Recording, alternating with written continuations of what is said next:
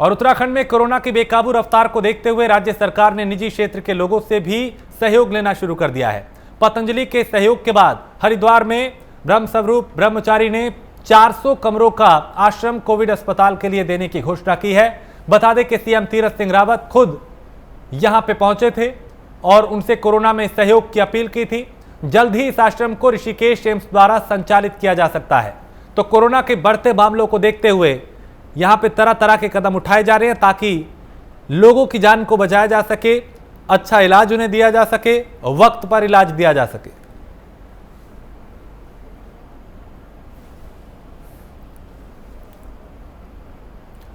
तो कोविड अस्पताल के लिए आश्रम की जगह दी गई है ताकि यहां पे बेड लगाए जाए, ऑक्सीजन की व्यवस्था की जाए और जो मरीज हैं उनका इलाज हो पाए।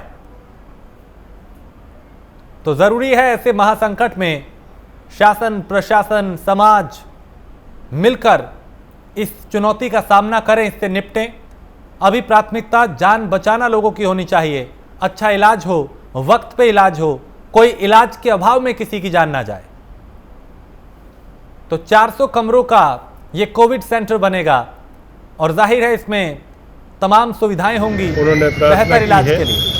कि संत समाज कोविड में सरकार की और जनता की मदद करें, तो मैं चाहूँगा कि संत आगे बढ़ करके इस महामारी में हमारा सहयोग करें।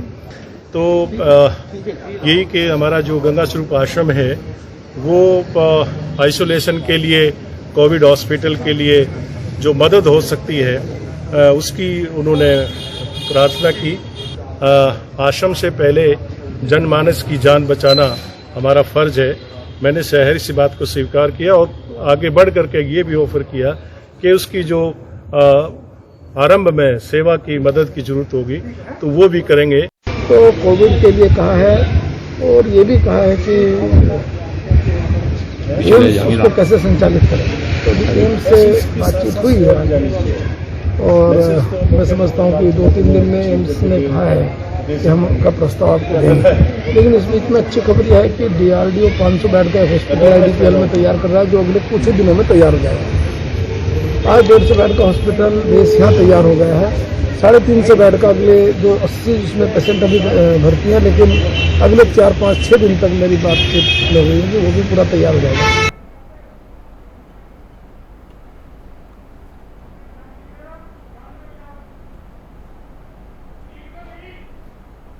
तो ब्रह्मस्वरूप ब्रह्मचारी ने यहां पे सहयोग अपना दिया है और कोविड अस्पताल के लिए आश्रम की जमीन दी गई है, यानी आश्रम का इस्तेमाल इस महासंकट में किया जा सकता है।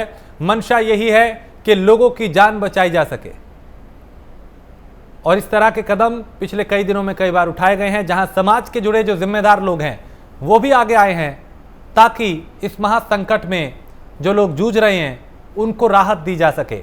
तो 400 कमरों का यहाँ पे कोविड अस्पताल बनाने की तैयारी है, यानी जो बेड हैं वो होंगे, ऑक्सीजन की व्यवस्था होगी, ICU बेड लगाए जाएंगे, यदि कोई गंभीर अवस्था में भी होता है तो उसको भी ताकि यहाँ पे इलाज मिल पाए।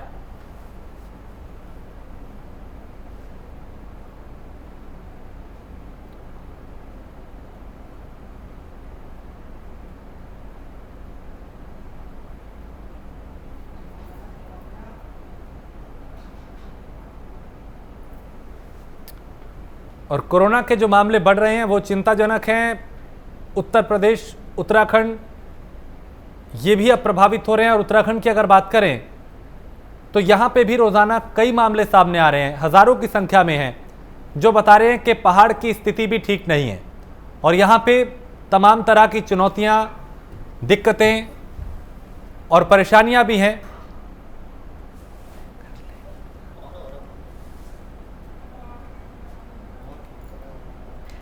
तो कोविड अस्पताल के लिए सहयोग देने की यहां पे अपील की है।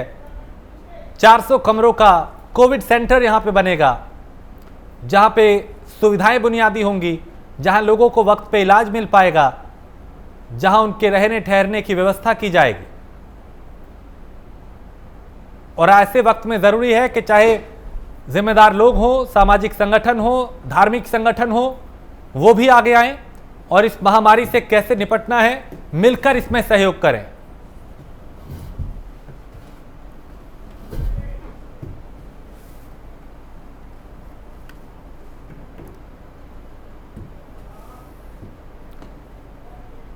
और टिहरी के नरेंद्र नगर श्रीदेव सुमन संयुक्त चिकित्सालय में ऑक्सीजन प्लांट की सफल टेस्टिंग हुई है। अब इन लोगों को ऑक्सीजन की समस्या से नहीं जूझना पड़ेगा। इस प्लांट को 75 से 80 लाख की लागत से बनाया गया है, जिससे 85 बेड को ऑक्सीजन दी जाएगी। बता दें कि इस ऑक्सीजन प्लांट से 200 लीटर प्रति मिनट ऑक्सीजन मिलेगी। वहीं डीएम ईवा श्रीवास्तव ने कहा कि हम जिले में 250 से अधिक ऑक्सीजन बेड बनाने जा रहे हैं। 100 बेड गंगा रिसोर्ट और 100 बेड हाइड्रो इंजीनियरिंग कॉलेज में बना रहे हैं, ताकि किसी को ऑक्सीजन की दिक्कत ना हो। इससे कोरोना संक्रमित मरीजों को बड़ी राहत मिलेगी, वक्त पर इलाज मिलेगा और किसी के इलाज के अभाव में जान नहीं जाएगी।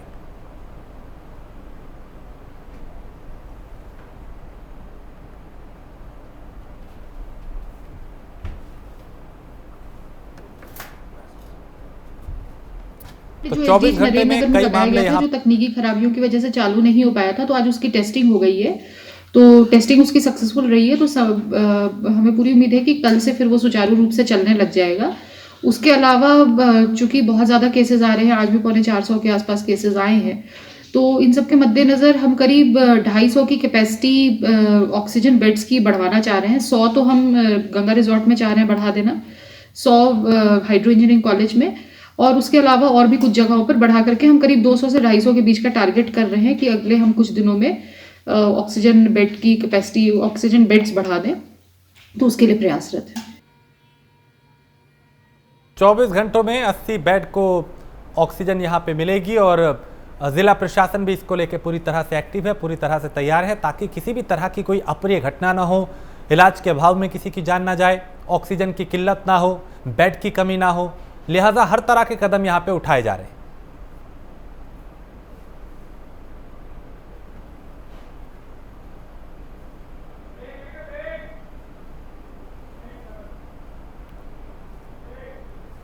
टिहरी में कोरोना का असर अब ग्रामीण क्षेत्रों में भी तेजी से फैल रहा है, जिसके चलते चंबा ब्लॉक के बगीत गांव को कंटेनमेंट जोन घोषित कर दिया गया है। वहीं प्रशासन और स्वास्थ्य विभाग की टीम गांव में ट्रेसिंग और जांच करने में जुटी है। डीएम ईवा श्रीवास्तव ने एसडीएम को इन गांव में जरूरी व्यवस्था बनाने के निर्देश दिए हैं। बता दें कि बगीत गांव में 39 लोग कोरोना संक्रमित पाए गए हैं, जिसके बाद डीएम ने गांव को कंटेनमेंट जोन घोषित कर दिया है और सभी लोगों की रैपिड एंटीजन टेस्टिंग की गई है। तहसीलदार रेणु सैनी और कानूनगो उपेंद्र सिंह राणा ने बताया कि गांव के सभी रास्तों पर बैरिकेडिंग कर दी गई है, ना तो कोई बाहर जा सकता है, ना बाहर से अंदर।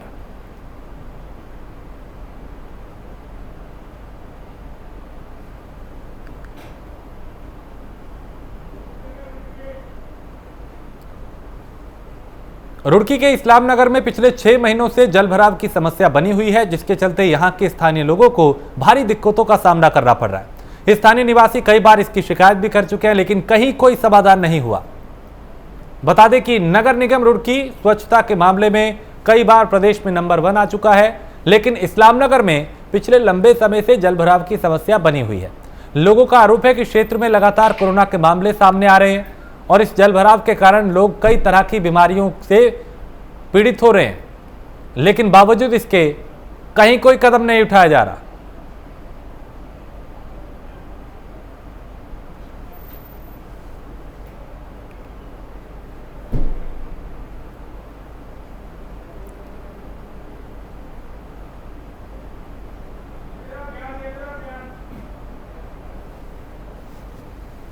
तो अधिकारी जो हैं वो नहीं सुन रहे। जल समस्या जो है, जल भराव की समस्या वो बनी हुई है। लोगों को यहाँ से आने जाने में, गुजरने में कई तरह की परेशानियों का सामना करना पड़ता है। कई बार हादसे भी होते हैं, लोग गिरते हैं, चोटिल होते हैं। बावजूद इसके समस्या जस की तस बनी हुई है। यहाँ कोई ध्यान नहीं दिया जा रहा और लोगों को परेशानियों का सामना करना पड़ता है। कोरोना काल में सफाई का विशेष ध्यान दिया जा रहा है, लेकिन यहाँ पे आलम कुछ और है। और रुड़की नगर निगम स्वच्छता के मामले में आगे रहा है, लेकिन इस्लाम नगर की अगर बात करें तो यहाँ के हालात कुछ और हैं, तस्वीरें कुछ और बयां कर रही हैं। ये बता रही है कि यहाँ पे ना तो सफाई पे ध्यान दिया जा रहा है, ना जल निकासी का कोई रास्ता यहाँ पे दिखाई दे रहा है। लिहाजा जल भराव की जो समस्या है उसके चलते लोग परेशान नजर आते हैं। कई बार आला अधिकारियों से गुहार लगाई गई, बावजूद इसके कहीं कोई सुनवाई नहीं हुई और हालात जस के तस है। इन रास्तों से रोजाना कई लोग गुजरते हैं, कई बार कुछ लोग गिर जाते हैं, कई बार हादसे भी होते हैं। बावजूद इसके यहाँ पे कुछ ऐसा कदम नहीं उठाया जा रहा जिससे इस समस्या का समाधान हो पाए। इस्लाम नगर मोहल्ला है और 6 महीने से ज़्यादा हो गया इस पानी को, और यहाँ पे इस कदर कोरोना महामारी का भी हालत बहुत ख़राब है और उससे ज़्यादा बुखार वगैरह बहुत ज़्यादा चल रहा है इस गंदगी की वजह से। रात दिन ये पानी भरा, कहीं इसकी निकासी नहीं है और इसको कोई देखने वाला नहीं है। अच्छा जी, और बहुत बुरा हाल है और यहाँ पे महामारी का हालत बहुत ज़्यादा ख़राब होने जा रही है। नहीं, बिल्कुल नहीं आते, किसी ने आज तक आकर नहीं देखा और बहुत बार मोहल्ले वाले जाके कह भी आए और बहुत बार कह भी चुके, मगर कोई देखने वाला नहीं है नगर निगम से। भी बनी तब भी हमने कहा कि यहाँ से आगे तक की करवा दो सके, नहीं आगे तक का हुक्म नहीं है। जब से हम परेशान है, पूरी सर्दी हो गई और पूरी बरसात हो गई, ये पानी नहीं बंद हुआ।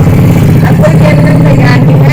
इन लोगों कुछ लोगों को कह दिया कि ये पानी अब निकल कर चले जा, निकल कर चले जा, लेकिन नमाजी आदमी भी बहुत परेशान है। यहाँ से चिंटे लगेंगी, कहीं कुछ होगा, और बच्चे भी गंद में पड़ कर बीमार हो गए। हमारे बच्चे गंद में पड़ कर बीमार हो गए, बहुत से तो यहाँ तक की हो गया कि कोरोना फैल रहा। हाँ जी, लापरवाही हो रही है इनकी। अब हमने बहुत कह लिया, हमारा तो ये है घर, हम तो बिल्कुल इसमें ही रह रहे गंद में, तुम तो और कहीं के लिए होंगे। हमारे संवाददाता इस पे ज्यादा जानकारी के साथ। अरशद, ये हालात क्यों है यहाँ पे, क्यों कोई सुनवाई नहीं हो रही, क्यों इस समस्या का समाधान नहीं हो रहा? मामला सामने आया है। अगर बात की जाए नगर निगम के क्षेत्र में ये इलाका आता है, पर बावजूद उसके यहाँ पर नगर निगम से शिकायत करने के बाद भी कोई कार्रवाई नहीं हो रही। पानी बेतरतीब भरा पड़ा है, लोगों को जान का खतरा है। कोरोना काल में वैसे ही लोगों को काफी दिक्कतें आ रही हैं, उसी के चलते यहाँ पर अगर बात की जाए तो इतना पानी भरा हुआ है कि यहाँ से चलना दुश्वार हो रहा है। पर इसमें कोई भी अधिकारी अभी कोई संज्ञान नहीं ले रहा। हालांकि कई बार उनसे शिकायत की जा चुकी है, पर अभी तक इस पूरी की पूरी कॉलोनी की अगर बात करें तो यहाँ पर कोई राहत लोगों को नहीं मिल पा रही है। जी राजेश, ऐसे में क्या माना जाए, आखिर लापरवाही क्यों बरती जा रही है? कोरोना काल है, सफाई अभियान पे विशेष ध्यान दिया जा रहा है, लेकिन यहाँ की तस्वीर ऐसी क्यों है? यहाँ के जो जनप्रतिनिधि हैं वो क्या कर रहे हैं, जो नगर निगम है वो क्या कर रहा है, जो पालिका प्रशासन है आखिर वो क्या कर रहा है? बड़े दुख की बात है कि नगर निगम में कई बार शिकायत इन लोगों ने लिखित और मौखिक रूप से की है, पर उसके बावजूद कोई भी कर्मचारी उनके द्वारा यहाँ पर नहीं भेजा गया ताकि साफ सफाई यहाँ पर हो सके और पानी यहाँ से सड़कों से जो है नालियों में दुरुस्त हो सके। पर उसके चलते भी यहाँ पर काफी लोगों को परेशानियां हैं। कई बार लोगों ने जनप्रतिनिधियों से भी इस मामले में शिकायत की है, पर अभी तक किसी तरह की कोई कार्रवाई इन लोगों के लिए नहीं हो पाई है। पानी से परेशान है, वहीं कोरोना काल के चलते लोग काफी परेशान है, वहीं मच्छर भी यहाँ पर जो है काफी लोगों को काटते हैं, जिसके चलते उन्हें डेंगू का भी जो है खतरा सता रहा है। अरशद, आप मेरे साथ बने रहिए, कुछ और खबरों पे आपसे जानकारी लेंगे। फिलहाल शुक्रिया। तो जल भराव की जो समस्या है वो यहाँ पे बनी हुई है और लोगों को इससे 2-4 रोजाना होना पड़ता है।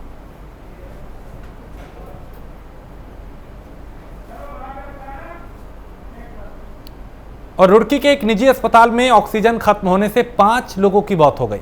अस्पताल प्रबंधन का कहना है कि प्रशासन को ऑक्सीजन की कमी की सूचना दे दी गई थी, जिसे गंभीरता से नहीं लिया गया।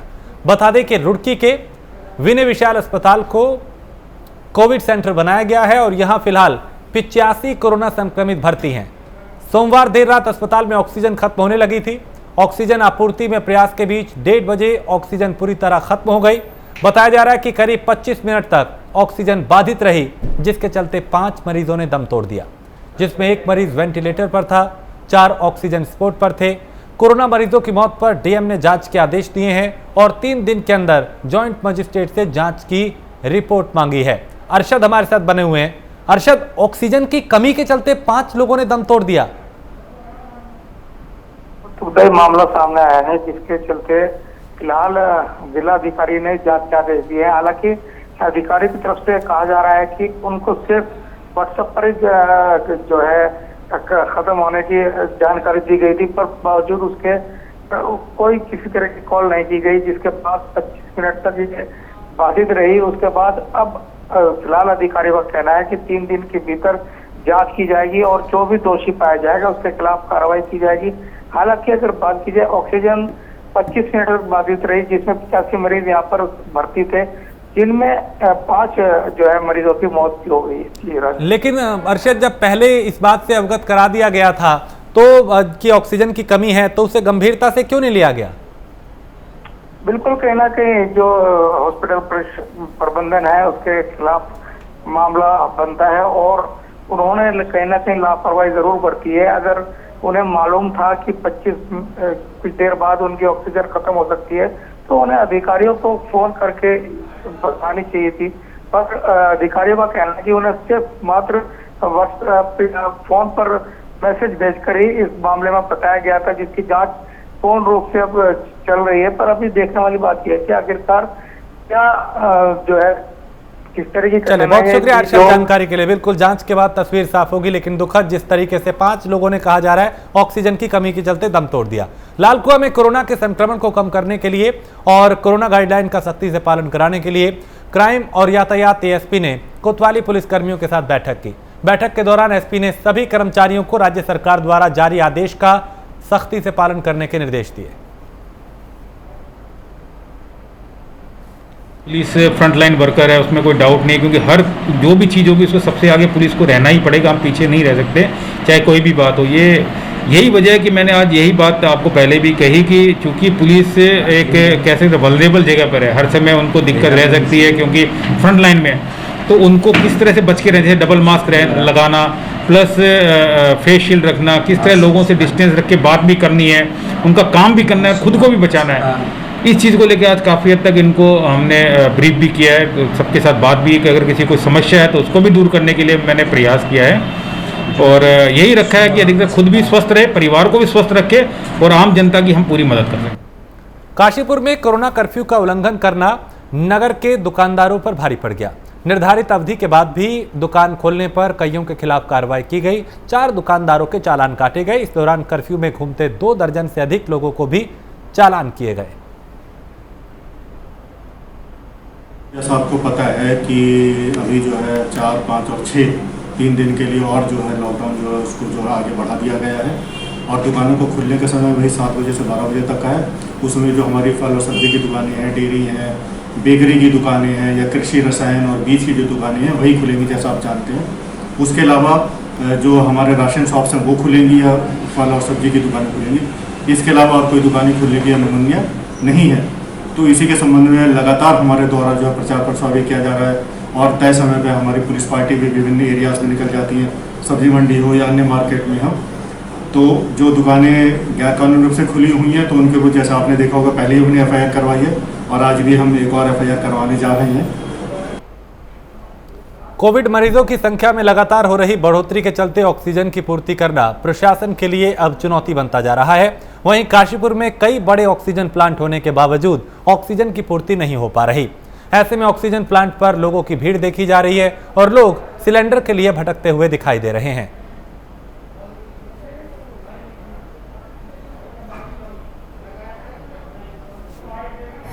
दो आपके जो सेंटर्स हैं वो संचालित किए गए हैं और इसमें जो है जिला प्रशासन की ओर से 3 यहाँ पर जो ऑफिशियल्स हैं उनको डेप्यूट किया गया।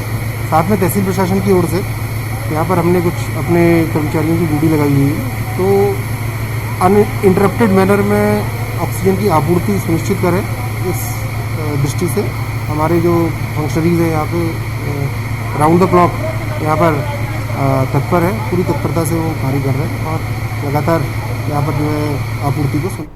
हल्द्वानी के मुख्य बाजार पटेल चौक पर कपड़े की दुकान में भीषण आग लग गई और देखते ही देखते इस आग ने विकराल रूप ले लिया, जिसमें काफी नुकसान हुआ। दमकल विभाग की टीम मौके पर पहुंची और कड़ी मशक्कत के बाद इस आग पर काबू पाया गया। फिलहाल 40 लाख रुपए से अधिक का नुकसान बताया जा रहा है इस आग में हुआ है।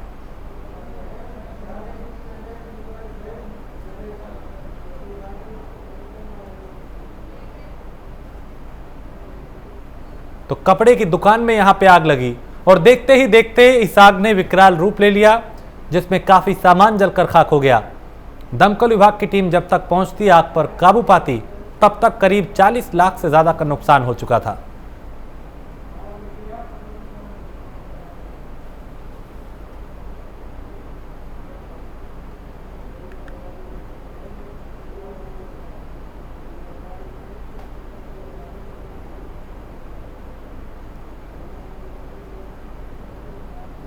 तो आग का जो तांडव है वो यहां पे देखा गया, जिसमें काफी नुकसान हुआ। रुद्रप्रयाग जिले में फिर से बादल फटने का मामला सामने आया है। बादल फटने से कई लोगों के मकानों को भारी नुकसान पहुंचा है। इसके साथ ही सिंचाई भी पूरी तरीके से बर्बाद हुई है। वहीं तिलवाड़ा मैली मोटर मार्ग पे मलबा आने से मार्ग बंद हो गया। लगातार बादल फटने की घटनाओं से लोगों में दहशत बनी हुई है।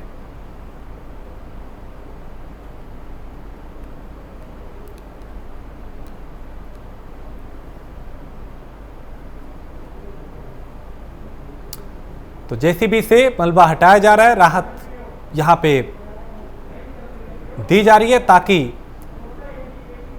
इस रास्ते को खोला जा सके।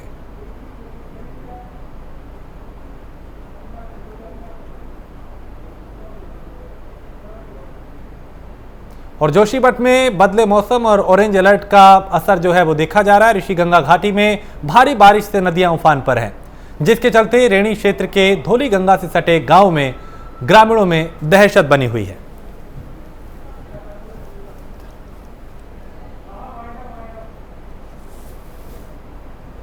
और इसी के साथ इस बुलेटिन में फिलहाल इतना ही। देश प्रदेश की बाकी खबरों के लिए आप देखते रहिए प्राइम न्यूज।